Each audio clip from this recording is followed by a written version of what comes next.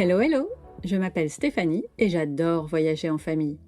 Famille et voyage, le podcast, ce sont des conversations autour des carnets de voyage de mes invités et aussi des reportages à la rencontre de personnes passionnées qui proposent des séjours ou des activités à faire avec nos enfants.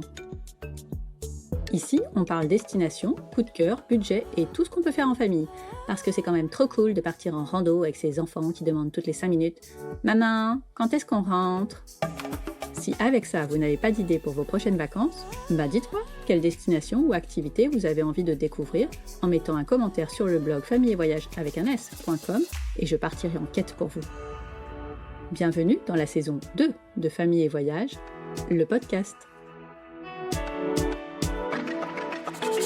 Un jour, Guillaume dit à Guillaume « Non, je ne suis pas folle, ni mon invité d'ailleurs, puisqu'ils sont deux, Guillaume et Guillaume. Ok, on va pas s'en sortir. » Donc Guillaume le montagnard dit à Guillaume le breton « Et si on crée une agence de voyage d'aventure outdoor ?» Ainsi est né Captain Wild, une agence qui crée des moments de partage et d'émotion pour revenir augmenter. Ça signifie que vous progressez quel que soit votre niveau au départ. Comme ils ne sont pas experts de tout l'outdoor, ils s'associent à des marques et spécialistes des disciplines qui sont proposées. Avec ça, si vous ne revenez pas augmenter, comme ils disent, c'est que vous le faites exprès. Entre deux créations d'aventure, Guillaume et Guillaume aiment bien partir en balade avec leurs femmes, qui sont sœurs, et leurs 3 enfants qui ont entre 22 mois et 11 ans. Vous suivez toujours ? Il y a quelques semaines, sur une idée de leur beau-papa, le même donc, ils ont pris de l'altitude pour bivouaquer dans le Dévoluy. Là où l'histoire est intéressante, c'est qu'il fallait tout prévoir pour assurer repas et occupation pour leurs enfants, et qu'ils ne savaient pas tout à fait où ils allaient planter leur tente. C'est donc un carnet d'explorateurs que Guillaume et Guillaume vous proposent aujourd'hui, avec leurs meilleurs conseils pour organiser un bivouac avec des enfants. Je vous souhaite une belle écoute. Bonjour Guillaume et Guillaume. Salut. Bonjour. Merci d'avoir accepté mon invitation pour donner aux familles voyageuses tous vos conseils pour organiser un bivouac avec des enfants. Avant de partir dans le Dévoluy, remontons un peu le temps. À quoi ressemblaient vos vacances avant la naissance de vos enfants ? C'était entre beaux-frères. Si je parle de Guillaume, c'était plutôt plan-plan. Moi, c'était plutôt extrême. Ouais, c'est ça. Non, je rigole. Non, c'est vrai, les vacances étaient plutôt engagées. Je parle pour ma part, hein, mais j'étais plutôt en mode freeride de l'extrême en ski, alpinisme, voyage autour du monde en mode il faut que ce soit wild, l'exploration, la jungle, la machette, etc. Donc ça, c'était vraiment ma vision avant d'avoir des enfants, c'était de faire le plus de choses possible, de le plus en profiter possible. Et toujours dans le côté extrême en termes de sport, de dépassement de soi, ou ça pouvait être différent en fonction des moments ? Extrême, c'est un grand mot parce que ça dépend de quel point de vue on le voit.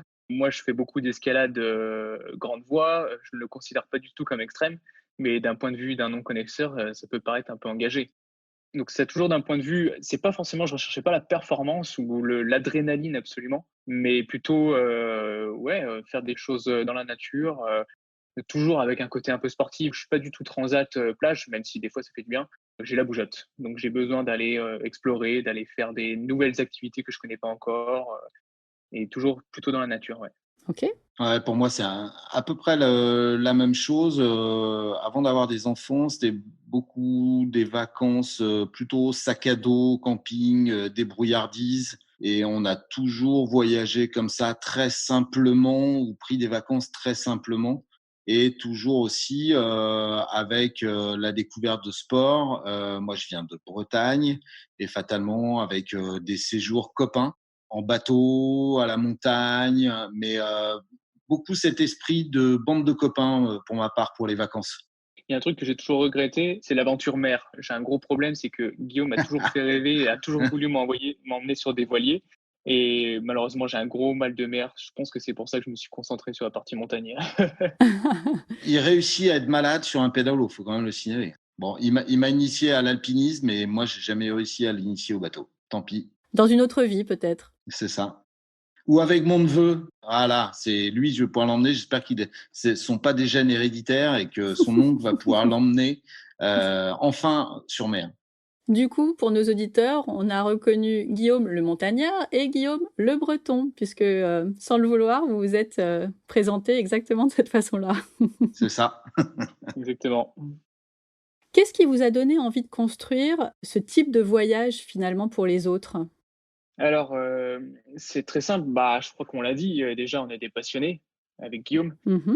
En fait, moi, ce qui m'a vraiment, donné envie d'être, un peu agence de voyage aujourd'hui, c'est que j'adore emmener les copains. J'ai emmené des copains faire du ski de randonnée à Chamonix, leur apprendre à mettre des pots de phoque, remonter autrement que par les remontées mécaniques, lire une carte pour aller chercher son passage. J'ai emmené récemment des amis sur l'école de glace, sur la mer de glace à Chamonix, donc c'est un beau spectacle, hein. On arrive, on remonte par le petit train, qui est un petit train traditionnel, le long de la mer de glace. On descend des échelles vraiment vertigineuses, on met les crampons, le piolet, donc il y a une ambiance vraiment particulière.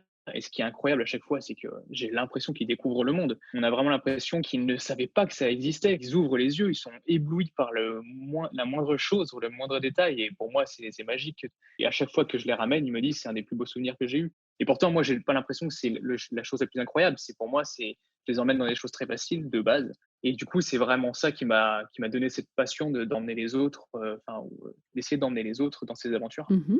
Et puis c'est aussi la volonté quand on a décidé de travailler ensemble, bah, c'est de faire, moi j'ai un parcours professionnel parce que je suis un peu plus âgé, on a 10 ans d'écart, mais c'est de cette volonté de travailler dans un domaine qui nous passionne. Voilà, moi j'ai eu pas mal d'expériences professionnelles, j'ai bossé pendant 20 ans dans différentes boîtes, dans différents domaines, mais jamais dans un domaine d'activité qui me passionne. Et en fait, tous les jours, c'est un bonheur de créer des activités pour les autres, des expériences, imaginer ce que nos clients vont pouvoir découvrir à travers des expériences outdoor incomparables en fait. Oui, je suis allée un peu vite en fait dans ma transition parce que vous avez tous les 2 fait vos voyages, engagés de votre côté, mais il y en a un à la montagne et l'autre à la mer. Vous êtes rencontrés comment exactement? C'est assez simple, mais je pense que les gens l'ont compris. On est beaux-frères. Nos femmes sont sœurs. Moi, j'ai pris la plus belle et lui, il a pris la petite sœur. Voilà, c'est aussi simple que ça. C'est bien résumé. Je vais me faire taper dessus. Oui, il y a des chances. Lucie, je m'excuse. Lucie, je m'excuse. Et c'est donc, grâce à elle que vous vous êtes rencontrés vous 2 et que vous avez commencé à, passer des vacances ensemble? Concrètement, moi, je faisais pas mal d'activités avec des copains, toujours des sorties, des randonnées avec ma femme. On faisait beaucoup de choses. Mais en fait, Guillaume, il a un côté hyper actif, parfois difficile à suivre. Et ce qu'il y a de génial, c'est que rien ne lui fait peur. Il peut m'appeler un vendredi en disant, mais viens, tu veux pas qu'on aille faire de l'alpinisme? Ouais, mais j'en ai jamais fait. Ouais, mais t'inquiète, je t'emmène et j'ai tout le matos. Et on se débrouille avec 3 bouts de ficelle à aller dans un magasin de location pour me louer du matériel et il va m'emmener dans quelque chose qui est abordable pour moi. Et comme il disait tout à l'heure, comme il l'a fait avec ses copains, il l'a aussi fait pour moi, qui vient pas de l'univers de la montagne. Et ça, bah, je l'en remercierai jamais assez parce qu'on m'en est là aussi grâce à ça. Et son côté hyperactif a été vraiment un moteur pour moi pour continuer à en faire. Et maintenant, bah, je suis quasiment picousé, drogué aux activités outdoor tous les week-ends. Et c'est une filiation qui est facilement transmissible aux enfants. Et eux aussi, bah, on leur a transmis ça. Enfin, j'ai l'impression pour les miens qui sont plus grands. Il faut savoir que Guillaume, j'ai des vidéos à l'appui. Le week-end dernier, il a quand même organisé une tyrolienne avec des doudous chez lui, dans son jardin. Faut quand même. Et même quand il peut pas aller en C'est vrai. montagne, de son balcon jusqu'au son jardin, pour son fils, il a organisé une tyrolienne de doudous. Quand même, c'est pas extraordinaire ça? Ah oui, c'est pas mal. Et encore, la mère m'a arrêté parce que sinon c'est mon fils qui passait sur la tyrolienne aussi, hein. Donc vous vous êtes rencontrés par l'intermédiaire de vos femmes. Mmh. Vous avez fait, beaucoup d'outdoor ensemble et c'est quoi le déclic qui a fait que vous avez, créé Captain Wild? C'est tellement énorme, c'est à peine croyable. Notre beau-père a un chalet dans les Hautes-Alpes, dans le Dévoluy dont on va parler tout à l'heure. Un jour, pendant les vacances, eux, ils sont fans de parapente et lui, il a toujours une aile de parapente comme ça. Il s'est dit, bah tiens, cet après-midi, on va aller faire de la pente-école. La pente-école, c'est simplement faire du gonflage de voile dans une pente inclinée, mais pas trop, et juste faire un vol de 2-3 mètres. Donc, Charlotte, ma femme, en a fait pendant plusieurs années, et elle a parfaitement exécuté, et même, elle a fait un vol assez extraordinaire pour le peu de pente qu'il y avait. Donc, forcément, elle ne fait pas le même poids. Et Guillaume, tout de suite, s'est précipité sur la voile en disant « à mon tour, à mon tour, à mon tour, à mon tour ». Évidemment, il n'a absolument rien écouté et il s'est cassé le pied contre une pierre. Et voilà, je l'ai emmené aux urgences de Gap Et on s'est retrouvés tous les deux comme des pimpins à attendre pour qu'il puisse se faire soigner. Et dans l'attente, on a créé Captain Wide en disant, mais à un moment, il s'est retourné vers moi, on parlait de boîte, de nos boulots, etc. Et il s'est retourné vers moi, il m'a dit, Guy, il faut absolument qu'on monte une boîte ensemble. Un peu comme toutes les expériences en fait qu'on a fait. À chaque fois qu'il m'a proposé des trucs un peu dingues, il m'aurait dit viens, on va faire le Mont Blanc. Je lui ai dit oui, bah d'accord, viens, on va monter une boîte. Et je lui ai dit ouais, d'accord. Moi, je suis ok, mais par contre, on fait un truc qu'on aime vraiment. Et c'est comme ça que l'aventure est partie en tous les cas. Donc sur un pied cassé dans les urgences de Gap. Ouais, c'est pas mal, Bien ouais. résumé. Mais c'est bien de la raconter. C'est pas commun. Mais le final, c'est que je ne remonterai pas sur un parapente. Voilà, terminé. Ah bah non, ça va pas, il faut retenter. C'est vrai, mais pas de la même façon. Accompagné. Oui, peut-être. Alors pourquoi Captain Wild? Pourquoi un nom Oh, anglophone? ça, c'est très simple. C'est parce qu'on bosse beaucoup avec l'international. Captain Wild, c'est des aventures outdoor où on travaille aussi avec les experts de l'outdoor qui sont les marques. Et il y a énormément de marques qui sont internationales, donc on se devait d'avoir un nom international tout simplement. Puis notre but, c'est de faire partir les Français aussi à l'étranger, mais aussi les étrangers, de les faire venir en France, faire des activités outdoor. OK. Donc voilà, c'est l'essence. Et pourquoi le Captain aussi, ça c'est important de le dire. Ça, c'est des éléments fondateurs aussi de notre agence. C'est qu'on voulait que toutes les expériences qu'on propose soient apprenantes. C'est-à-dire, on vient pour apprendre, soit découvrir, soit apprendre, mais avec des professionnels. Mmh. Et en fait, tous les professionnels avec lesquels on travaille, que ce soit guide, moniteur, prof de yoga ou autres, en fait, ils représentent finalement des captains qui vont diffuser leur savoir. Et on avait vraiment envie de ça. OK. Quels sont les incontournables, mais en fait, tu viens de les dire, de vos séjours? Bah, c'est très simple, hein, si vous voulez, aujourd'hui, on peut trouver des guides partout, sur internet, c'est très facile. C'est une personne qui vous emmène d'un point A à un point B, et qui vous emmène avec de la sécurité. C'est la définition d'un guide ou qui vous apprend quelque chose de sa discipline, mais de quelque chose de très spécifique. Nous, on a voulu garder cette compétence qui est incontournable. Aujourd'hui, le guide, dans les activités outdoor, le professionnel est indispensable pour pouvoir progresser de la bonne façon. On l'a vu moi avec le parapente, j'ai voulu faire un peu le mariole et ça s'est fini aux urgences. Donc le guide est indispensable. Mmh mh. Mais on a voulu créer vraiment une expérience différente en y associant les experts, j'en ai parlé tout à l'heure, qui sont les experts de l'outdoor, qui sont les marques. Et attention, nous, on est le garant du respect de l'authenticité de nos séjours. C'est-à-dire qu'on ne fait pas de l'événementiel avec ces marques, on fait des vrais séjours outdoor avec un vrai professionnel qui vous emmène, mais les marques sont là pour améliorer, augmenter un peu l'expérience. Ils apportent leur vision, ils apportent leurs conseils, ils apportent le matériel qu'ils mettent à disposition, souvent du matériel qui est pro, qui est à destination des athlètes, qui n'est pas encore accessible parce que pas encore sorti. Donc voilà, on essaie de créer une très très belle expérience avec un professionnel de la montagne, avec les marques. Et nous, on est agence de voyage, donc on organise avec l'hôtellerie, la restauration qui va bien avec. Voilà. Vous avez combien de types d'expériences différentes? À peu près? C'est une bonne question. Putain, question piège. Parce que sachant qu'on fait air, terre et mer, donc ça peut aller du parapente à la mer, donc surf, kitesurf. On peut aller sur la montagne qui va du ski, du snowboard. Après, en plus, c'est des activités qui sont démultipliées puisqu'on peut avoir du freestyle, du freeride, du ski de randonnée, Mmh. de l'alpinisme, donc c'est vraiment très large. Pour avoir vécu, il y a pas très longtemps, une de vos expériences, je peux confirmer le côté partage, expert et multidisciplinaire du séjour parce que c'est un séjour qui, associait le surf, le yoga et le skate. Ce skate qui était vraiment la discipline qu'on voit pas habituellement dans des associations surf-yoga parce qu'il y en a Ouais. d'autres et qui complétait très, très bien, les 2 premiers. Et ce petit supplément d'âme qui était la guest house où on était logés, le fait qu'on soit entre filles, c'était pas mal aussi. Les petites attentions qu'on a eues et l'expertise de la marque, qui accompagnait, ce séjour, c'était vraiment une parenthèse hors du temps. Alors, j'allais dire: «On en a chié», on dit pas ça, dans un podcast, mais si quand même quoi. Vraiment, le surf à Biscarrosse, c'est bien, hein, mais les vagues et le courant, là là là là là. Alors c'est vrai qu'on a progressé. On était beaucoup plus de débutants que d'initiés, Mais tout le monde, du coup, a trouvé son compte. L'encadrement a fait que tout le monde puisse, s'y retrouver et on est sortis rincés, dans tous les sens du terme. Ouais, mais en fait, je pense que dans chaque expérience, voilà, il y a une notion d'effort dans le sport qui doit faire partie aussi de chaque expérience et de mêler aussi l'effort dans le sport, mais l'effort bienveillant, les expériences un peu annexes comme le skate qui a priori été une révélation pour chacune des participantes. C'est quand Ah même mais c'est incroyable. clair, c'était À génial. tel point que ce week-end, ma femme était en train de skater au bord du lac d'Annecy. Voilà. Ah mais ça m'étonne pas. Pourtant, c'était pas gagné, hein. Je pense qu'au début, plusieurs personnes nous ont dit: «Oui, le skate, on verra», je suis pas convaincu. Mais la réalité, c'est que c'était plutôt l'inverse à la fin. C'était cool. Ah mais c'est vraiment le moment, j'allais dire, qui a rassemblé tout le monde. On était toutes enthousiastes de la même façon pour le skate. C'est-à-dire qu'il y en a pas une qui a dit: «Ouais, bon aujourd'hui c'était un peu dur» ou «J'aime pas cette position».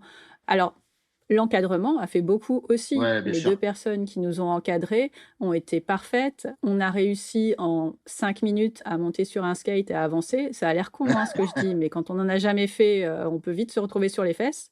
Ouais, on était vraiment, enchantés. On a les photos et les vidéos à l'appui et vous êtes toutes bien, Oui. bien débrouillées, vraiment.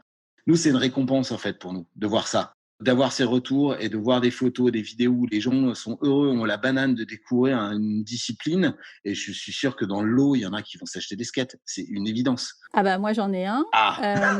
Il y en a une qui s'en est acheté un sur place Ah ouais!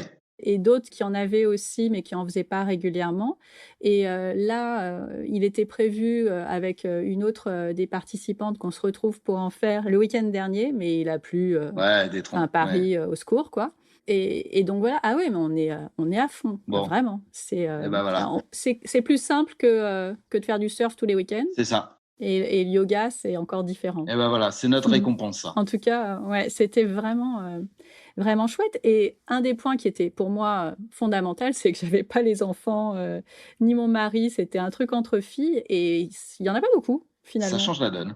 Carrément. Mais la prochaine question, pour revenir à nos moutons, quand est-ce que vous faites une version famille? Bah, c'est des choses auxquelles on réfléchit. Moi, j'ai Dans nos projets, en tout cas, dans les cartons. Ouais. ouais, je pense que c'est une autre dimension. En fait, il y a une dimension légale et de responsabilité d'encadrement qui est pas du tout les mêmes.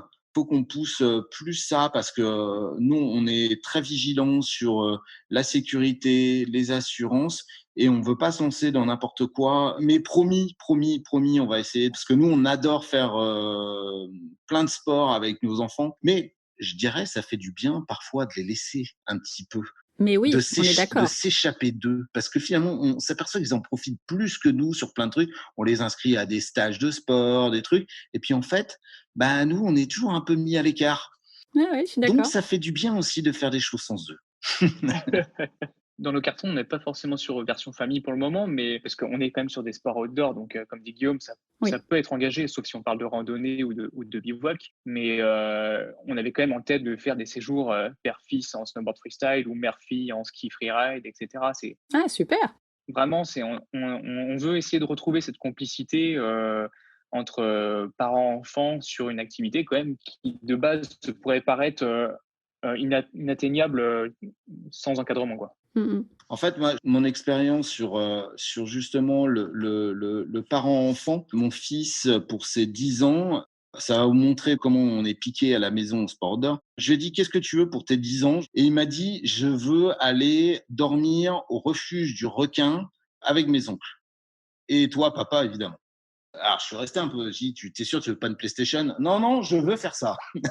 Et du C'est coup, quoi le refuge du alors, requin? le refuge du requin, c'est un refuge qui est au fond de la mer de glace à Chamonix, où il faut être cramponné, il faut être casqué, il faut être encordé. Et il a la chance d'avoir deux oncles, donc Guillaume et mon autre beau-frère, donc le frère de nos deux femmes, si vous suivez bien, merci, C'est euh, ça. qui sont alpinistes, qui ont pris la charge d'organiser tout ça. Et du coup, on est parti avec le grand-père, le grand-oncle, les deux oncles, moi et mon fils, et on a fait deux cordées. On est parti, donc le petit train du Montanvert, donc ça part de Chamonix, on arrive à la gare du Montanvert, qui est au-dessus de la mer de glace. On est descendu sur le glacier, on a fait de la marche, ce qu'on appelle de la marche glaciaire, donc avec des crampons, avec des casques, voilà. Mon fils a pu découvrir cette marche-là, d'avoir un piolet, d'avoir son sac à dos, et on a marché pendant toute la journée pour rejoindre ce fameux refuge. Et on a dîné là-haut. Le gardien du refuge avait préparé un gâteau au chocolat, parce que je l'avais appelé, je lui ai dit pourquoi on venait. Et on s'est réveillé le lendemain face à des séracs en milieu de la mer de glace. Et c'était absolument grandiose, et on en garde tous un souvenir. Et cette filiation d'emmener un enfant dans un espèce de passage d'initiation. Avant, on avait beaucoup la communion qui marquait des choses comme ça. Voilà, pour ceux qui ont des religions, il y a des rites de passage. Nous, on n'est pas religieux. Finalement, nos rites de passage, ils passent par la nature et découvrir la nature. Et parce qu'on aime ça, et plus elles connaîtront la nature, et mieux ils la protégeront plus tard. Donc, dès qu'on peut, voilà, on y va. Et moi, c'est ce que j'aimerais plus tard avec l'agence. C'est justement ce père-fils un peu initiatique avec des professionnels de la montagne. Moi, j'aurais envie de le faire parce que l'expérience est incroyable. Ah bah ça a l'air, rien que de l'écouter. Alors c'est sûr que mes enfants m'auraient jamais demandé ça, mais j'aimerais bien. Ils ne sont pas au courant. Nous, c'est vrai qu'ils vivent dans ce monde-là. Oui, moi quand il s'agit juste d'aller faire une balade dans la forêt, ça va durer combien de temps? Ouais. Bon, c'est pas gagné. Ça traîne aussi des pieds de temps en temps chez nous. Il n'y a pas de mystère. Non, mais c'est toujours les mêmes. À part pour le ski. Le ski, ils sont dans la voiture avant nous. Là, il n'y a pas de problème. Voilà. Nous, on a la chance d'habiter à 3/4 d'heure de la première station, et on y va tous les samedis. C'est une vraie chance. Ils savent que c'est une vraie chance. Et par contre, là, il n'y a pas de retardataire. Ça, c'est sûr et certain. Bon, on a parlé de vos voyages en famille. Enfin, c'est pas les mêmes que tout le monde. De vos séjours Captain Wild. Maintenant, on peut partir dans le Dévoluy. Pour commencer, c'est où le Dévoluy? Le Dévoluy, c'est un endroit que pas grand monde connaît et pourtant qui est vraiment incroyable. Et c'est les Chamonniards qui disent ça parce qu'on a notre belle famille a longtemps eu un chalet à Chamonix, donc c'est quand même difficile de faire mieux. Malheureusement, on a dû se séparer de ce chalet et notre beau-père a décidé d'aller se loger dans le Dévoluy. Alors au début, quand il nous a dit le Dévoluy, avec Guillaume, on s'est regardé, on a dit oulala, qu'est-ce que c'est que ça? C'est quoi ce plan? Et en fait, on a vraiment été complètement scotché par une vallée qui est vraiment sublime et complètement sauvage. Et en plus, je dis une vallée, mais c'est pas vraiment une vallée, c'est plutôt un cirque. Et c'est un cirque qui est incroyable de par son histoire, parce que dès le départ, elle partait bien. C'est une vallée qui est complètement encaissée, avec 2 entrées de chaque côté qui sont creusées dans des tunnels. On sait qu'on entre, on sait qu'on en sort. Et à l'intérieur, c'est complètement entouré de montagnes qui sont super abruptes. Et puis, c'est vallonné au milieu avec des forêts, des petites falaises, des rivières, des pâturages avec plein de moutons. C'est juste sublime. Et pour l'histoire, c'est que cette vallée, elle a été connue à l'époque parce que c'était une vallée de bandits, puisqu'ils venaient se réfugier à l'intérieur de cette vallée en se disant « ici, au moins, personne ne viendra me chercher ». Et on le comprend complètement une fois qu'on est entré dedans. Et le Dévoluy, du coup, pour que les gens situent un peu où se trouve cet endroit, c'est un peu entre Grenoble et Gap. Ok. Voilà. Moi, je sais, parce que j'ai malheureusement une mauvaise expérience à cet endroit, puisque c'est là où je me suis cassé la jambe en hiver, à ski. Voilà. Donc là, vous avez parlé tout à l'heure de l'hôpital de Gap, je le connais bien aussi. Ah, bah tu vois. Bon, alors qui a eu cette idée de partir en bivouac avec toute la famille? Ah, c'est Guillaume, comme d'hab. Tiens. Quelle surprise! Je crois que j'ai été tiré par les enfants de Guillaume. Oui, aussi, ouais. À mon avis, on a été motivés parce que c'est eux qui nous ont donné cette idée. Il n'y a pas une histoire de grand-père aussi qui voulait vous emmener? Le grand-père, c'est un explorateur du Dévoluy. Il nous emmène dans ses explorations. Ok. La partie bivouac, c'est la petite touche des enfants, en plus. Nos enfants ont un grand-père qui vraiment passe un temps infini à cartographier des chemins. Et en fait, il emmène nos enfants dans ces explorations, faire des ponts au-dessus de la rivière. Et nos enfants, mais ils adorent complètement ça, quoi. Enfin, c'est un terrain de jeu aussi pour eux. Derrière le chalet, ils se sont fait une cabane. Enfin, grâce à Guillaume aussi, parce que Guillaume, il faut savoir qu'il peut passer autant de temps avec les enfants à faire une cabane. C'est un truc de malade, hein. Moi, ça me fait rire un quart d'heure, 20 minutes, mais lui, il peut passer une journée entière et il les motive. Attends, on va prendre des scies, on va pouvoir faire ça, on pourra faire une tour. Et mes enfants, ils sont incroyables. C'est vrai qu'ils ont fini quand même dans un baudrier pendu à une corde en train d'essayer de scier des branches. Je sais pas si les parents étaient hyper rassurés, mais Tu m'as pas dit trop ça. ah, c'était pas courant. Bon, alors comment vous avez préparé ce bivouac? Parce que, nous, pauvres, campeurs du dimanche, en général, on nous équipe, c'est pas nous qui réfléchissons. Donc quand on est professionnel de la montagne, qu'est-ce qu'on prend? Le bivouac, j'ai envie de dire, c'est la chose la plus simple à faire en famille si on veut faire un peu d'aventure en nature, d'aventure, accessible. Honnêtement, c'est hyper simple le bivouac.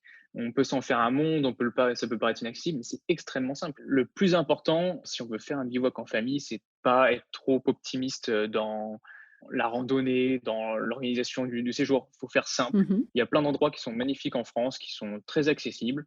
Il n'y a pas besoin de marcher des heures, il n'y a pas besoin de se charger comme des mules.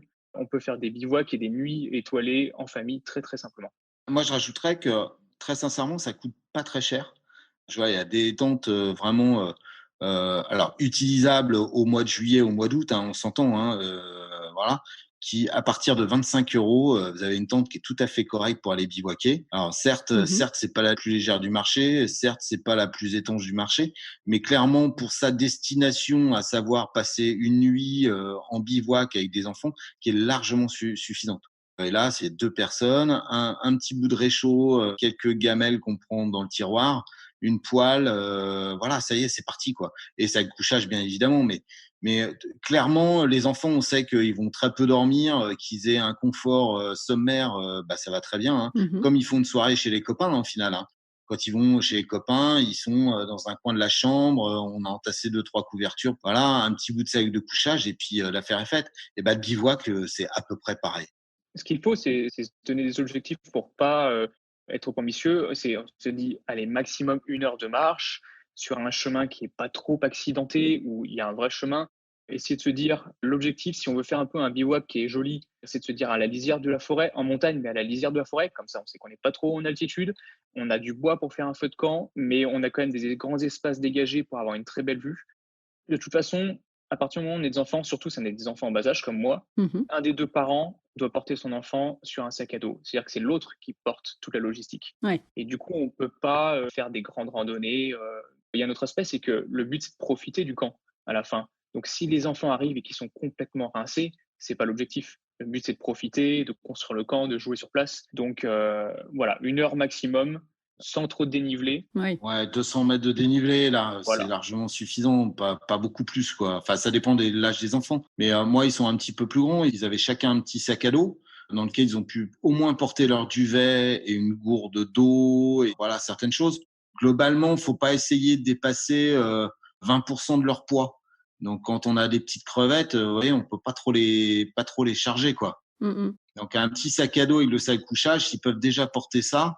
Et après, c'est papa et papa souvent qui fait le Sherpa. Mais c'est pas grave, on est Oui. habitué, quoi. Donc là, il y a pas de problème. En termes d'altitude, en fonction de l'âge des enfants, est-ce qu'il faut respecter, des choses en particulier? Sur les nourrissons, faut pas essayer de dépasser, 1 500 m.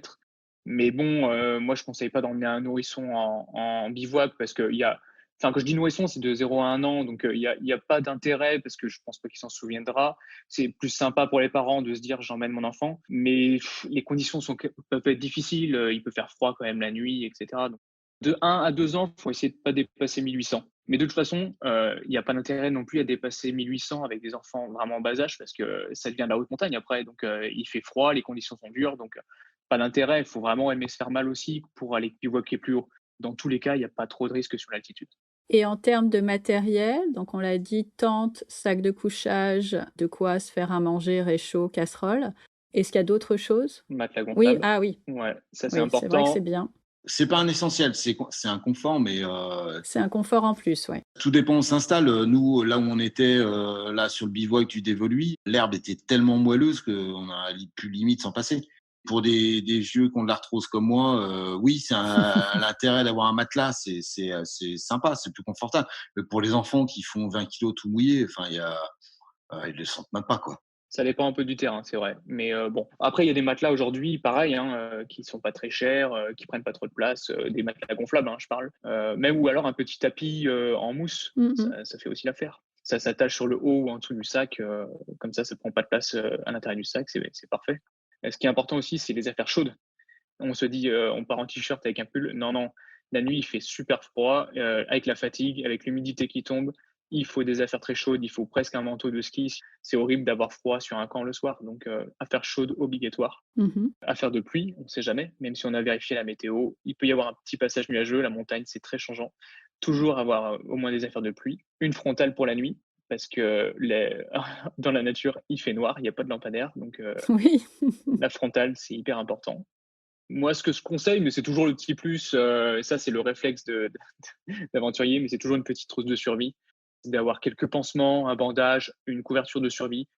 On n'est jamais à l'abri qu'il y ait quelqu'un qui se fasse une cheville ou qui s'égratigne avec un bout de bois, donc c'est toujours important. Et on oublie l'essentiel, Ah. c'est le sachet de chamallow. Voilà. Moi, à choisir entre la trousse de survie et les chamallows, il n'y a pas photo. Et vous pouvez demander à ma fille, il n'y a pas de problème là-dessus. Elle saura quoi choisir aussi. C'est vrai qu'en plus des chamallows, il faut prendre Guillaume. Guillaume, c'est notre cuistot attitré. Oui. C'est un breton, mais un breton cuistot. Je peux vous dire qu'on se régale même en bivouac. Mais là, on a l'impression que vous êtes quand même partis avec la maison parce que même si on dit on prend l'essentiel, il y a quand même ça, plus ça, plus ça, plus ça. J'arrive pas à me rendre compte, mais vous aviez combien sur le dos? Pour les parents, je pense que un sac à dos de 40 litres, je pense qu'on a largement de quoi faire. Voilà. Moi, le mien, il doit faire 35 litres. Et avec la tente par-dessus, tout a tenu. Voilà. Et Guillaume, lui, toi, tu avais un gros sac à dos parce que, en fait, Lucie portait Augustin. Toi, tu faisais le Sherpa avec ton, je sais pas combien il faisait, 60 litres quasiment. J'avais un 60 litres, je crois. 60 ou 70, ouais, là. Mais bon, c'est parce que on était dans une situation où ma femme portait notre enfant. Donc, moi, j'avais trois personnes dans mon sac. J'avais les affaires de mon enfant, les affaires de ma femme et les miennes. Donc, c'est sûr que ça fait un peu chargé. Mais au final, la tente, elle est sur le dessus. Les matelas, ils sont accrochés comme ils peuvent autour. Et puis le reste, c'est les affaires chaudes, l'eau, très important. Oui. Quand il n'y a pas de rivière, il faut de l'eau, la nourriture, et voilà. Vous avez estimé à combien de bouteilles ou de gourdes d'eau pour, une nuit, passée en bivouac? Moi, je pense qu'il faut prendre 2 litres par personne pour être large. Ouais, Mmh. c'est bien ça. Ah ouais, ça commence à faire lourd, oui. Bah, surtout que généralement, on fait une fondue et qu'on ne boit pas de l'eau avec. Donc, c'est des choses qu'on se rajoute. Mais j'ai mes petites techniques pour ça, pas de problème. C'est quoi les techniques? C'est Non, mais on va me prendre pour un alcoolo. Ça dépend du nom, mais on prend plutôt des cubis et à l'intérieur, il y a des poches souples. Et du coup, ça évite Ah de OK. porter du verre. Voilà. Ah oui, pas mal. Ah mais c'est bien les astuces. Les astuces de tonton Guigui. Et puis, une autre astuce, c'est qu'on fait souvent une fondue, c'est notre petit rituel sur les bivouacs. Et la fondue, en fait, donc il y a juste bon, la poêle ou le kettlon à apporter, mais Guillaume râpe le fromage avant dans un tupperware. Donc, c'est hyper simple la fondue en réalité. On a juste des pics, Oui. un récipient pour mettre sur le réchaud. Et puis, en fait, on met le fromage râpé directement avec le vin blanc dedans et le tour est joué. Et Mmh. les enfants, ils adorent. Et les enfants adorent, tout le monde adore. Même, Augustin? Alors non, non, il avait un régime un peu spécial. C'est vrai. Oui, parce que, à son âge, je suis pas sûre. Même si, il en avait très envie, il avait plutôt du fromage solide. À part la météo, est-ce qu'il y a, des sites, des choses à vérifier au-delà d'un GPS, avant de partir en montagne? Ah, nous, on travaille à l'ancienne, on travaille à la carte. Déjà, c'est Ouais, important. même pas besoin de GPS, ouais, ouais. Super. Il y a pas besoin de technologie pour faire des choses simples. Regarder sur une carte, bien prévoir la météo, comme je disais, un chemin accessible qui se voit sur une carte. Mmh. Le mieux, c'est quand même, pour éviter quelques galères avec les enfants, c'est quand même de faire un petit repérage avant. Là, on avait la chance d'avoir le beau-père qui connaît très bien le coin, qui avait déjà repéré, qui savait plus ou moins que c'était un endroit qui était vraiment sympa. Ça peut éviter des galères parce que Oui. traîner les enfants de droite à gauche, au bout d'un moment, c'est moins drôle, surtout avec les sacs. Il y a un autre point qui est à vérifier, c'est est-ce qu'on est dans un parc ou pas? Il y a des fois des règles dans les parcs nationaux. On peut pas aussi emmener d'animaux. Si vous avez un chien ou des choses comme ça dans les parcs, c'est pas possible. Mmh. Donc voilà, c'est des petites choses à vérifier. Il n'y a pas vraiment de contraintes sur le bivouac. Et bien évidemment, ne laissez aucun papier sur place et C'est du bon sens après. c'est du bon sens. Ouais. Donc vous vous êtes donné rendez-vous où? À partir de quand vous avez lâché la voiture et après on vous suit? On est parti de la maison en milieu d'après-midi, gentiment. Mmh. On a garé la voiture, on a marché, ouais, 3/4 d'heure à peu près. On est arrivé sur le spot. Là, on a lâché les sacs et puis on est allé repérer le meilleur coin avec la meilleure vue sans les sacs. Et une fois qu'on avait trouvé le bon spot, voilà, on a ramené tout le monde et on dit c'est là qu'il faut être. Et on a trouvé un endroit exceptionnel avec une vue mais incroyable. Et juste à côté, ça c'est important, il y avait un arbre mort qui nous a donné de la ressource de bois mort pour le feu pendant toute la nuit quasiment. Ah ouais, ça c'est Ça c'est bien. malin. C'était pas prévu. Non, c'était pas prévu, mais c'est plutôt la bonne nouvelle. Et faire un bivouac avec un feu de camp, ça change complètement la donne, quoi. Ah bah ouais, j'imagine. Ah ouais, ça change tout. C'est même vraiment important, ouais, pour l'ambiance. Mais donc le point de départ, vous avez laissé la voiture où? Que j'essaye de me situer. Alors, pour être précisément, il y a, c'est au départ de la balade, donc il y avait un chemin en terre ou avec un petit parking, qui est noté sur les cartes, pour laisser la voiture. Mmh. Exactement dans le dévolu, c'est un départ d'un téléphérique, de scientifiques. Parce que dans le dévolu, c'est incroyable, il y a un plateau qui surplombe le dévolu où il y a des antennes, pour écouter les ondes radio qui viennent de l'espace. Parce que le dévolu justement est très sauvage, il y a pas de pollution lumineuse, donc il y a ces antennes qui sont magnifiques. Je conseille vraiment à tout le monde d'essayer de monter sur ce promontoire. Il y a un chemin qui y va, c'est vraiment incroyable. Et du coup, en fait, on a garé la voiture quelques mètres plus loin du départ de ce téléphérique de scientifiques pour ensuite démarrer la randonnée sur un chemin de randonnée, D'accord. un chemin forestier. Donc Guillaume nous disait, vous avez posé les sacs à un moment donné, vous êtes allé repérer, vous avez trouvé l'arbre mort et après, du coup, vous êtes reparti chercher les sacs et tout le monde s'est installé? Ouais, on a commencé à monter le bivouac. Donc, c'est ce qui est sympa avec les enfants, c'est qu'ils sont tout excités de monter la tente, d'installer leur sac de couchage, de remettre le petit doudou à côté du sac de couchage, et puis commencer à jouer dans la tente. Enfin, vraiment, là, c'est une excitation sans pareil. Ma fille, qui est une gourmande, est partie à la chasse directement aux myrtilles pour dire mais on n'a pas de dessert. Et donc elle s'est mis une mission, elle est allée chercher des myrtilles et qu'elle a ramené. Alors évidemment, elle avait mangé la moitié en revenant, hein, mais voilà, ça fait partie du truc, c'était vraiment chouette. Mais elle en a trouvé toute seule comme une grande? Ah ouais, ouais. Bon, bah, en fait, nous, on a pour habitude de faire vraiment de la randonnée tout le temps à l'automne et au printemps. Bah, voilà, ça fait longtemps qu'elle sait reconnaître une myrtille et des fraises des bois et les framboises. Des fois, j'essaie de lui parler pour lui faire détourner le regard de tout ça, mais une fois qu'elle a trouvé des fraises des bois ou des myrtilles, on peut pas la décoller, hein, c'est pas possible. Bah, c'est bien, elle vous a ramené le dessert. Oui, là, oui, deux chacun. Alors, il faut quand même vérifier.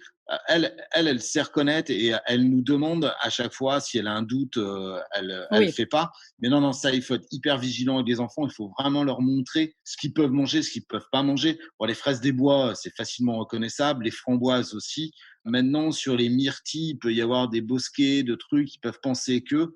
Maintenant, elle a 9 ans, donc là, il n'y a pas de problème. Je lui fais entièrement confiance. Mais pour les petits, il faut quand même ultra vérifier ce qu'ils ont le droit de prendre et toujours demander est-ce que j'ai le droit de manger, est-ce que j'ai pas le droit de manger. ouais.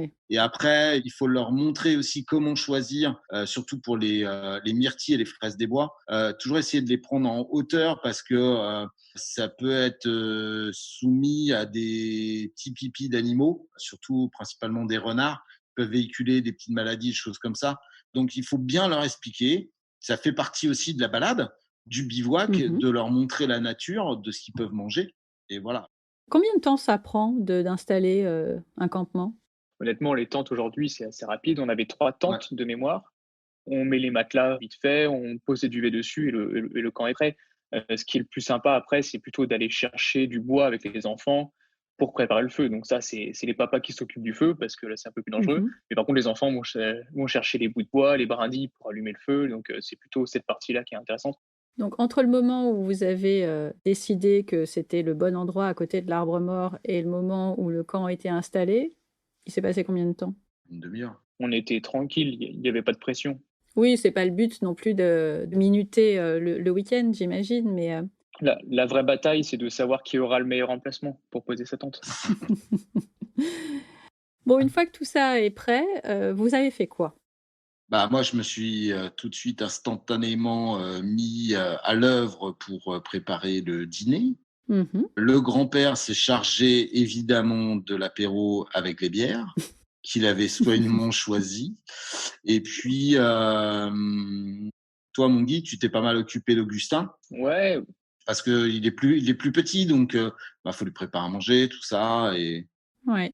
et puis il y a quand même, c'est le moment une fois que le camp est prêt, c'est aussi le moment un peu, photo, détente, chacun profite un peu, il y a les enfants qui courent plus qui sont plutôt aventure. Éloi, ton fils, Guillaume est plutôt un peu aventure, explorer le camp autour, voir ce qui se passe.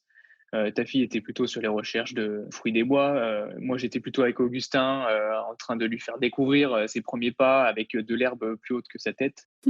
Voilà, chacun profite, il y a pas vraiment de règles, il y a pas on n'est pas, dans un sens où, tout le monde s'assoit, on fait un jeu. C'est chacun, vaque un peu à ses occupations, on revient vers l'autre, on joue, on sort les jumelles pour regarder un peu le fond de vallée. Le grand-père nous explique un peu le nom des sommets au loin, donc ça va, ça vient.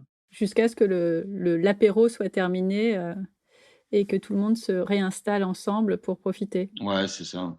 De toute façon, à ce moment-là, la nuit commence à tomber. Oui. Donc déjà, on se change, c'est-à-dire, on renfile un pantalon, Mmh mh. on met le pull, la doudoune, la nuit tombe et quand le soleil se couche, quand les derniers rayons sont passés, c'est un bon moment aussi ça, Ouais. de regarder tous ensemble les derniers rayons qui disparaissent derrière la montagne et là, hop, au dernier rayon, le froid s'installe, enfin le froid raisonnablement parce qu'on était en été, mais quand même, on sent une vraie différence et du coup, bah, là, forcément, on se regroupe tous autour du feu, on commence à sortir la fondue et puis l'ambiance change. Les enfants commencent un peu à être moins, aventuriers. Mmh mh. Ils se rapprochent un peu des adultes avec la nuit qui tombe. Et là, on passe un beau moment. Il y a des histoires, mais il y a aussi des moments calmes, des moments où on apprécie juste le temps qui passe autour du feu, à boire bah, sa bière ou pour les enfants à boire des jus de fruits. Et puis, ouais, c'est un bon moment. Comment on fait le feu? J'imagine que c'est pas en mode koh non plus, mais il y a sans doute aussi des règles à respecter? Ouais, l'idée, c'est de bien sécuriser quand même parce que, enfin, tout dépend du lieu, mais on essaie de bien dégager les herbes qu'il peut y avoir aux alentours, tasser avec les Mmh pieds, mh. arracher un petit peu, et puis choisir le meilleur endroit loin d'un autre arbre, de fameux arbre mort. On essaie de s'en éloigner le plus possible et de mettre des petits cailloux autour. Et là, il y avait un endroit qui était parfaitement prévu à cet effet. Voilà, c'est un endroit sur lequel il y avait un rocher, donc on a pu mettre des pierres autour et on était sûr de ne pas enflammer la forêt d'à côté et puis toujours garder un semblant de bouteille d'eau à côté. Mais bon, franchement, il n'y a pas de grand risque, hein. On n'a pas fait un feu de la Saint-Jean non plus. C'est le petit feu voilà, qui va bien juste pour l'ambiance et faire griller 3-4 chamallows. Et voilà. Ce qu'il faut faire attention, c'est d'anticiper un peu le vent dans quel sens il part. C'est-à-dire, souvent, il descend du sommet de la montagne pour aller dans la vallée. Donc, faut pas qu'il y ait une tente Eh oui, en dessous du feu, quoi. Donc, voilà. C'est plus dans ce sens-là parce que avec le vent, les braises, ben, ça envoie quelques braises dans l'air. Donc, c'est joli, mais voilà, faut faire attention. ça paraît évident pour vous, mais moi qui suis pas une montagnarde avertie, je suis pas sûre que j'aurais pensé à ça.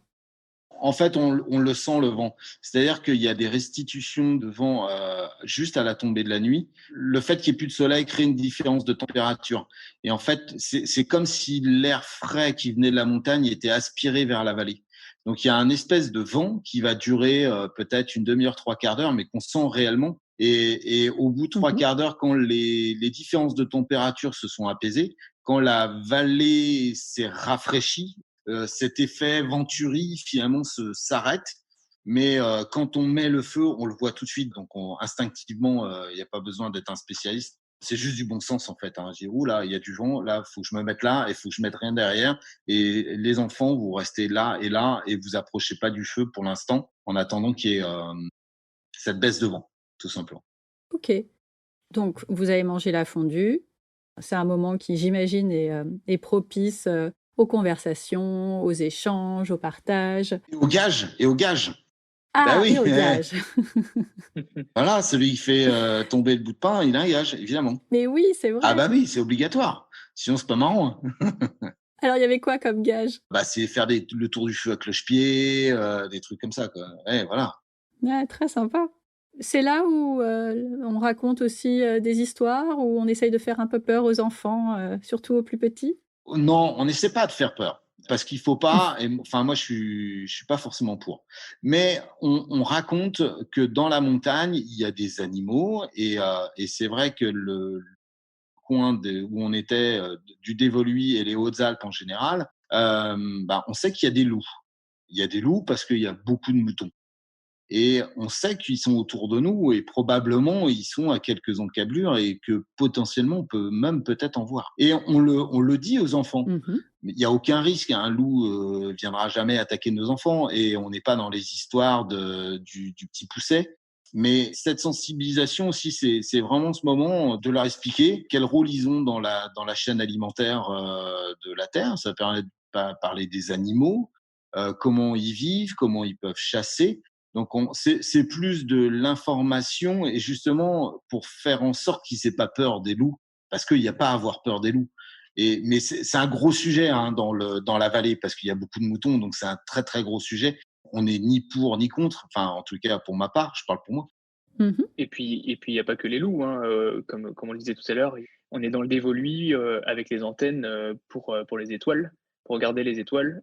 C'est pas anodin, c'est parce qu'il y a pas de lumière, donc les ciels étoilés sont juste, sublimes, sont vraiment incroyables. Ah, c'est incroyable. La Voie lactée, Et de se poser allongé dans l'herbe avec le feu qui crépite à côté et de montrer aux enfants, ben, la Voie lactée, quelques constellations, celles qu'on connaît parce qu'on n'est pas non plus des experts, raconter un peu comment fonctionne l'univers, le système solaire et cetera et donc c'est des beaux moments un peu d'apprentissage de façon, raisonnée, hein. Oui, oui. Même pour les grands, on a un peu oublié ce que c'était qu'un beau ciel. Bah, c'est sûr. et aussi de faire des vœux sur les étoiles filantes, important. Mais Ah bah, oui. Ouais. c'est comme le gage avec le pain. Ça fait partie du truc de faire un vœu quand on voit Mmh mh. Bon, là, on en a vu plein. On a plein de vœux à faire. Et je sais pas s'ils se réaliseront tous, mais je pense que mes enfants n'avaient jamais vu d'étoiles filantes parce que c'est compliqué d'en voir avec les pollutions lumineuses des endroits où on vit, en fait. Et là, c'est vraiment juste Ouais. l'endroit idéal, le bon moment de l'été en plus, donc juste parfait. À quel moment on se dit, «C'est l'heure d'aller se coucher»? Quand il tombe. C'est ça. Il y a pas de restriction, je crois, ouais. Et quand les adultes ont bu trop de Génépi, c'est qu'il est l'heure. Ou quand la bouteille est vide. Non, sérieusement, c'est des moments de relâche. Nous, on est assez à cheval d'habitude sur les horaires de coucher, voire même peut-être un peu trop par rapport à ce qu'on voit chez nos amis. Mais on est très attentif au sommeil de nos enfants, parce que après, enfant fatigué, enfant fatigant, vous connaissez le Ah, je la principe, connaissais hein. pas. Ah bon? Ah bah, non, Non, non, moi je la maîtrise celle-là. je connais la pratique, mais je connaissais pas le Enfant la fatigué, phrase. enfant fatigant. Si, si, moi je connais Mais très bien oui. avec les miens.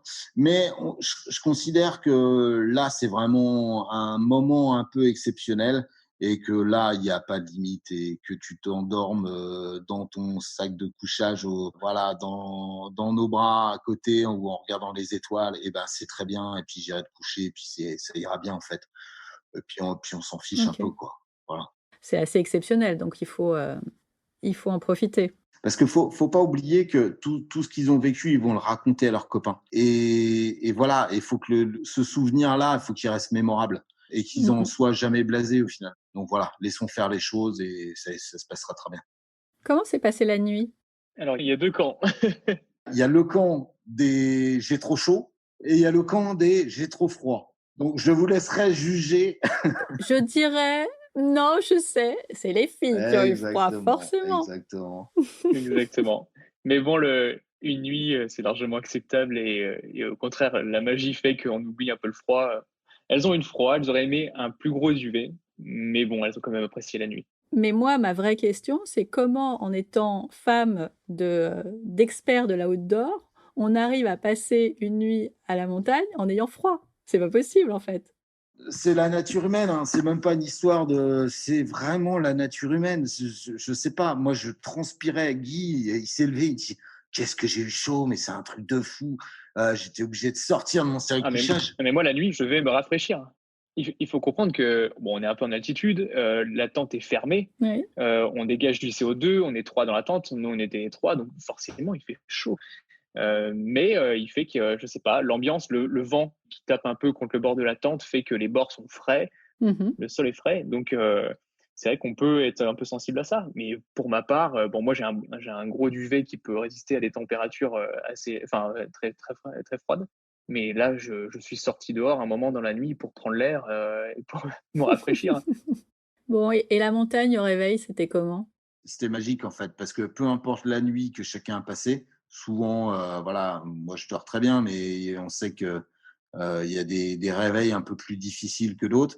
Et sincèrement, c'est le même émerveillement. Voilà. Et en plus, on a été réveillés par les moutons qui étaient à côté, donc les petites clochettes, Ah chouette! par les patous qui sont venus nous voir ce qu'on faisait là. Donc les patous sont les chiens de berger qui gardent les troupeaux et qui justement protègent les troupeaux contre les loups. Donc c'est une espèce Mmh. d'énormes chiens blancs. Bah là c'est pareil avec des enfants, il faut faire attention parce que ma fille est fan de chiens, d'animaux de tout poil. Et elle a tendance un peu à se précipiter vers n'importe quel animal. Et là, il faut faire attention aussi, parce que ce sont des chiens qui ne sont pas dangereux en soi, mais qui sont là pour faire un boulot. Donc, Voilà, voilà. c'est ça, ils ont une mission. Mmh. Exactement. Donc, ils aboient énormément. Déjà, c'est un peu impressionnant. Mais ils sont venus quand même voir un peu ce qui se passait. Et on a pu voir le troupeau passer à quelques mètres de nous. C'était assez marrant. Ça, Ouais. c'est chouette. Ce qui est important avec ces patous, c'est qu'ils ne soient pas surpris, c'est qu'ils sentent notre présence avant qu'on arrive. Donc, s'ils ne nous ont pas vus, c'est bien crier avant, au loin, pour montrer sa position, pour les prévenir qu'on est là, pas s'approcher d'eux trop rapidement, leur montrer qu'on est là pacifiquement, qu'on est là pour une autre chose que pour leurs moutons. Combien de temps après le réveil, vous commencez à démonter le camp et en tout cas à envisager de partir? Le plus important au départ, c'est le café du réveil. Et ça, Guillaume ne me contredira pas dessus. Donc, c'est le café. Le petit-déj n'est pas hyper important. On mange quelques bouts de pain, mais c'est pas la priorité. Je pense que le réveil le matin, on reprofite encore des premiers rayons du soleil, de la fraîcheur du matinal. Et puis très vite, on n'a pas envie de plus passer de temps que ça sur le camp. Je pense que le bivouac, c'était surtout la soirée et la nuit. Le matin, on a envie de plier bagages et de rentrer. Donc le petit-déj est très rapide. L'objectif quand on s'en va, c'est qu'il y ait évidemment plus aucune trace. Est-ce que ça prend du temps de démonter tout le camp? Non, ça prend pas énormément de temps parce qu'on connaît bien aussi les produits qu'on utilise, donc ça va relativement vite à plier une tente. Alors tout le monde aide, hein, on fait participer les enfants, bien évidemment, et on leur apprend aussi, une fois que tous les sacs sont prêts, on les regroupe à un seul endroit et on fait le tour avec les enfants pour voir si rien, il n'y a pas un petit papier qui nous a échappé ou la moindre chose. On essaie aussi de camoufler le feu, enlever les pierres, enlever tout ce qui a été fait, et pour pas qu'on puisse penser qu'il y a eu une trace à un moment de notre passage. Voilà. Au mieux, évidemment, hein. C'est pas toujours OK. évident pour le feu, mais en tous les cas, pour des papiers, et quoi que ce soit, ça, c'est faut être ultra vigilant. Mais honnêtement, on parle d'une demi-heure, hein. Et après, il faut donc, repartir en sens inverse. Les sacs sont un peu moins lourds, donc ça doit aller Il un y a peu moins de plus vin vite. blanc, en effet. Si je demande, aux 2 grands ce qu'ils ont préféré dans ce bivouac, qu'est-ce qu'ils vont me répondre? Je pense que c'est l'installation du camp et de se mettre, d'installer son sac de couchage. Je pense pas que là, ce soit la nuit, mais c'est vraiment le moment où on déplie la tente, où on installe, on fabrique sa maison, quoi, finalement. Je crois que tu as oublié les chamallows, hein. Ah oui, les chamallows, mais non, mais ça, surtout pour Apo. Et si, on leur demande ce qu'ils n'ont pas trop aimé, ce dont ils se seraient passés? Ah, je sais pas. Vraiment, j'en sais rien. Tiens, je leur poserai la question Bon, ce soir. honnêtement, je pense pas qu'il y avait de mauvaises A choses. priori, il y a rien. Non. Non, non, l'ensemble est vraiment positif. Le seul qu'on peut dire, c'est peut-être la marche du retour, parce qu'elle nous paraît plus longue qu'à l'aller. Oui. Parce qu'on est peut-être un peu plus fatigué, parce qu'on n'a pas pris de douche, et puis qu'elle a moins d'intérêt psychologiquement. Donc, Oui, oui, il y a plus l'excitation tout à fait. d'arriver au camp.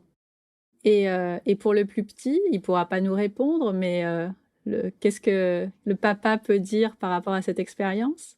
Non, moi, j'étais un papa fier de pouvoir l'emmener sur son premier bivouac, parce que c'était son premier bivouac. Oui. De le voir courir plutôt que dans la ville, de le voir courir vraiment dans la nature avec les herbes, comme je disais, plus hautes que sa tête, de s'émerveiller surtout, de m'avoir aidé à tenir les piquets quand je mettais la tente. J'ai qu'une envie, c'est de refaire encore plus avec lui. Bah, j'imagine que c'est, prévu, au printemps prochain? Oh bah, c'est sûr Dès et qu'on va pouvoir, oui, c'est évident. Mmh mh. Même madame qui sur le papier non mais franchement, hein, sur le papier, c'est pas forcément ultra gagné et puis quand même et en fait, elle a adoré et puis, c'est un peu comme le skate, hein, on a commencé par ça. Sur le papier, c'est pas forcément l'expérience «Ouais, mais machin, je vais avoir froid, je vais avoir ceci, cela» et cetera et puis en fait, elle adore, et est prête à recommencer, plein de fois et c'est même elle qui demande: «Quand est-ce qu'on va rebivouaquer?» Voilà. Est-ce que c'était leur première fois pour elle aussi? Ah, pour Charlotte, elle en avait fait un peu quand elle était jeune et je crois qu'elle en gardait pas un souvenir merveilleux. D'accord, En tous les cas, on n'en avait jamais fait avec les enfants. OK. Moi, j'avais fait un peu mon égoïste en faisant quand même pas mal. il faut séparer les bivouacs qu'on fait avec Guillaume et les bivouacs famille. C'est pas les mêmes bivouacs, hein. C'est pas les mêmes? Non, il y a des bivouacs un peu plus engagés que d'autres. Par contre, on parle bivouac, on attend forcément le printemps prochain, mais on va pas s'arrêter au bivouac, hein, il sera sur des skis directement cet hiver, hein, ça c'est sûr, hein, et je l'emmènerai en ski. Ah oui, déjà? Oui, ça c'est sûr. Non, vraiment, les petits Parisiens et les petits, près de la montagne, vivent pas les mêmes choses. C'est vrai qu'on est ultra gâtés, on le dit pas, on veut pas le dire. Ne venez pas, c'est vraiment des régions mais très nulles. Ne on fait non. Restez chez vous. Non, ne venez pas. Non, non, on est des privilégiés et nos enfants commencent à beh, surtout les miens commencent à vraiment grandir Oui. et un jour, mon fils m'a dit: «Tu sais papa, j'ai compris qu'on était des privilégiés» et là, Ah! il me l'a dit à 10 ans, je suis resté sur le cul complet. Ah bah oui. Tu m'emmènes faire du paddle à la sortie des cours, donc forcément, Ouais, ouais, ouais, sur le lac d'Annecy. aussi. Oui, mais quand c'est le quand c'est le quotidien, quand c'est des choses qu'on fait régulièrement avec les enfants, pour eux, c'est pas quelque chose d'exceptionnel, c'est normal. Ouais et Donc qu'il arrive à le dire, c'est pas ah, je mal suis quand même. resté mais bluffé, bluffé. Je dis: «Ah bah, Mmh mh. c'est tiens, j'ai peut-être réussi un truc avec lui en tout cas». On voit que c'est une grosse organisation, donc pour la première fois, de faire juste une nuit, ça me paraît effectivement, suffisant. Vous ferez plus tard, sans doute plus et d'autres choses. Non, parce qu'après on peut le faire en différents formats. Attends, je t'ai coupé Stéphanie, mais Pas de souci. là on l'a fait, en version bivouac, mais il y a des versions qui peuvent être plus light avec des versions refuge où on n'a pas les salles de couchage à porter. On juste prend un drap, ce qu'on appelle un sac à viande et on peut faire un itinérant sur, 2 nuits en refuge et là, on n'a pas le repas à prévoir. Alors c'est moins expérientiel que le bivouac, mais en tous les cas, l'approche montagne est aussi intéressante et il y a Mmh mh. le fait d'aller vers un endroit et d'aller découvrir un lieu et d'y dormir, c'est déjà une aventure qui est chouette pour les enfants. Ouais, tout à fait. C'est vrai que c'est une expérience différente et peut-être plus facile d'approche pour certains. On peut se tester d'ailleurs là-dessus au départ, hein. Voilà, si on veut commencer avec ses enfants, ça peut être, déjà, moins de logistique, moins d'investissement de matériel et des choses comme ça, mais déjà, voilà, ce serait largement. Justement, tu parles d'investissement. Est-ce que vous êtes capable de donner une moyenne, enfin une espèce de budget pour un premier bivouac avec le nécessaire, alors les choses qu'on prend pas dans sa cuisine, mais des choses qu'il faut acheter? Je pense au sac de couchage, au matelas, il y en a à tous les prix, la tente, ce genre de choses? Le meilleur fournisseur, à tort ou à raison, pour des petits budgets débutants, ça reste Decathlon. Tout à fait, oui. À partir du moment où on progresse dans sa pratique, on va sans doute aller se diriger vers d'autres marques, peut-être, avec Mmh des mh. choses beaucoup plus techniques. Et c'est vrai que nous, nos vêtements, bah, de par notre pratique, sont bah, nos doudounes, elles sont très techniques. Le réchaud, il est plus technique que celui des Décathlon. Voilà. Aussi l'occasion, acheter d'occasion. Oui. Le Bon Coin, mais une mine d'or pour acheter l'occasion. Et si c'est du ponctuel, peut-être il y a juste les sacs de couchage où on aime bien acheter neuf, mais tout le reste, on peut l'acheter d'occasion. Et à 10 euros, 20 euros, on trouve un sac à dos, un bout de réchaud pour 10 euros. Franchement, ça coûte pas cher. Ouais, ouais, il y a moyen de débuter, sans investir, trop. Exactement. Et se faire prêter et l'occasion, voilà, c'est le meilleur moyen de commencer. Avant de nous quitter, j'aime bien, finir avec des questions plus courtes pour continuer à voyager encore un peu, mais sur l'ensemble de vos destinations cette fois. Qui vous a donné envie de voyager? Tradition familiale. la tradition familiale qui était de ne pas voyager. L'inverse. Ouais. Quel est le voyage que vous n'avez pas encore osé faire? Japon. Traversée du Tibet pour moi. Ah, c'est pas la même chose, hein. Non, c'est pas tout à fait. Quel est le voyage que vous avez regretté avoir fait? Aucun. Aucun. Il peut y avoir des galères, mais aucun. Moi, je suis parti à l'île Maurice avec 5 € en voyage de noces. Donc, après, plus rien peut m'arriver. On fera un autre podcast complet là-dessus. Avec qui vous ne partiriez jamais en voyage? Personne, ça dépend juste du voyage. Je pense que je choisis les personnes en fonction du voyage. Ouais, je m'interdis rien aussi. Le truc le plus inattendu qui vous soit arrivé lors de vos vacances ou de vos expéditions? Partir à l'île Maurice avec 5 €. Boire un breuvage avec une racine coupée par un chef de village pendant un combat de coq dans la jungle indonésienne. Et c'est quoi ça?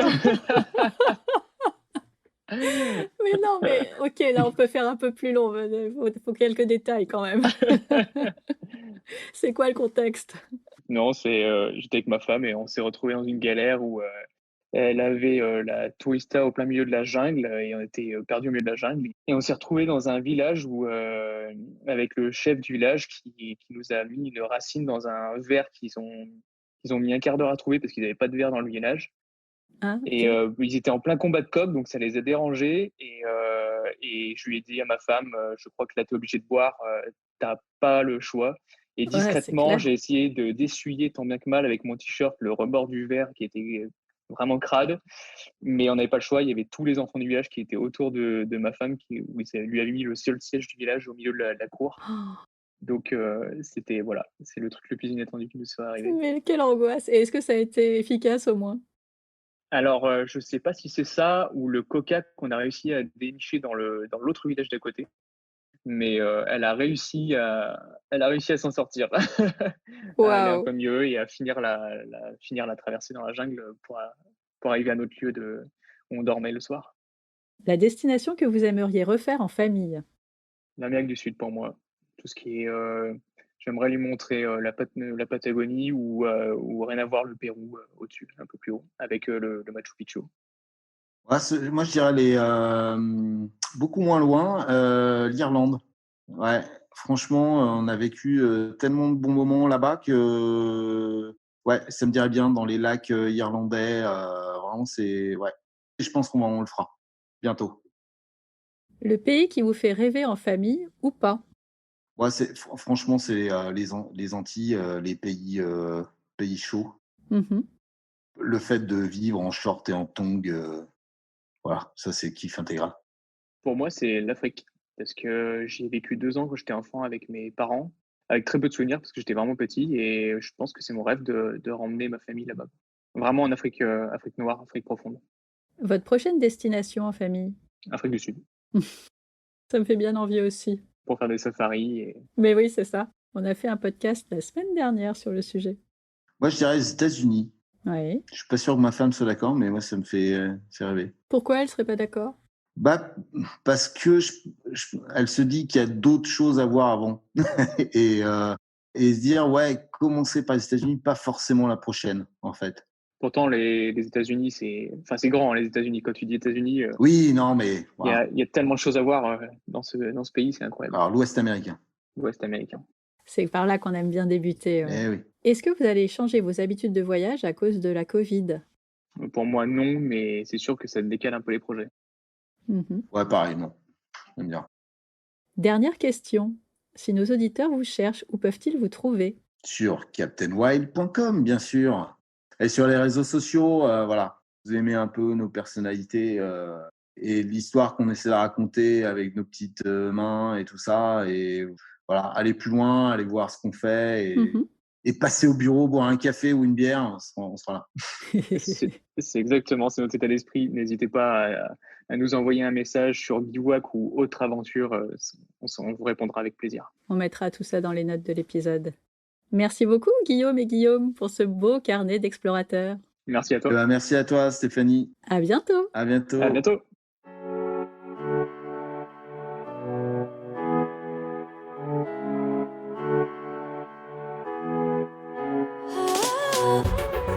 Merci d'avoir écouté cet épisode jusqu'au bout. Si cette conversation vous a plu, dites-le moi en mettant un commentaire sur Apple Podcast. Pour ça, rien de plus simple. Il suffit d'aller dans l'application, puis sur Famille et Voyage, le podcast, de cliquer sur s'abonner, puis de descendre tout en bas, cliquer sur la 5e étoile et rédiger un avis. Un immense merci à celles et ceux qui prendront quelques secondes pour le faire, car c'est la seule façon de donner de la visibilité au podcast. Si vous n'avez pas tout noté, pas de panique. Toutes les informations sont dans les notes de l'épisode sur le blog famille et voyage avec un s.com/podcast. Vous avez des questions? Un récit de voyage à raconter? Un invité à proposer? Dites-le moi de la même façon sur le blog familleetvoyage.com/podcast. Petit break la semaine prochaine, on se retrouve donc dans 2 semaines pour le prochain épisode. D'ici là, prenez soin de vous, inspirez-vous et créez-vous de chouettes souvenirs en famille.